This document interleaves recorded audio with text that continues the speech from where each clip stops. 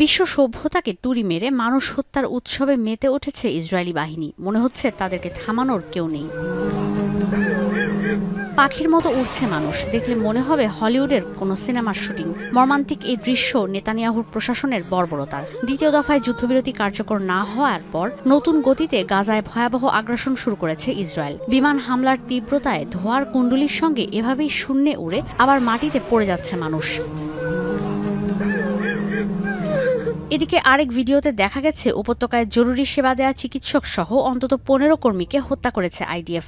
যদিও ইসরায়েলি প্রতিরক্ষা বাহিনীর দাবি ভুলবশত হামলার কারণে তাদের মৃত্যু হয়েছে। হামাসের সদস্য রয়েছে মনে করে রেড ক্রিসেন্ট সোসাইটির অ্যাম্বুলেন্স জাতিসংঘের গাড়িতে হামলা চালায় আইডিএফ। বালির নিচ থেকে 15টি মরদেহ উদ্ধারের পর শুরু হয় তোলপাড়।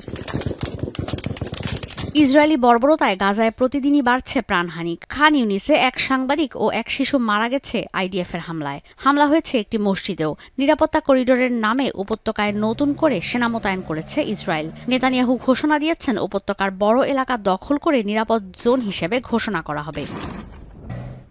ইসরায়েলি বর্বরতায় গাজায় প্রাণহানি 50,000 ছাড়িয়েছে। ইউএনআরডব্লিউ এর তথ্য অনুযায়ী উপত্যকার 90% বা 19 লাখ মানুষই এখন বাস্তুচ্যুত।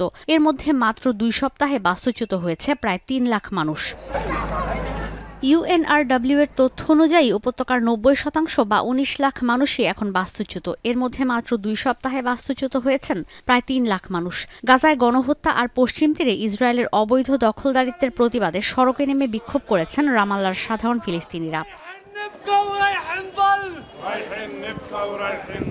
এমন অবস্থায় বন্দি বিনিময়, ইসরায়েল তুরস্ক সম্পর্ক, ইরানের হুমকি, বেনিয়ামিন নেতানিয়াহুর বিরুদ্ধে আন্তর্জাতিক অপরাধ আদালতের গ্রেফতারি পরোয়ানা ও মার্কিন প্রশাসনের নতুন শুল্ক আরোপ ইস্যুতে আলোচনার জন্য হোয়াইট হাউস যাচ্ছেন নেতানিয়াহু। আলোচ্য সূচিতে এখনও নেই গাজায় যুদ্ধবিরতি ইস্যু। নেতানিয়াহুর বিরুদ্ধে আইসিসির গ্রেফতারি পরোয়ানা জারি থাকলেও যুক্তরাষ্ট্র আইসিসির সদস্য না হওয়ায় যখন তখন ইসরায়েলি প্রধানমন্ত্রী ওয়াশিংটন যেতে পারছেন।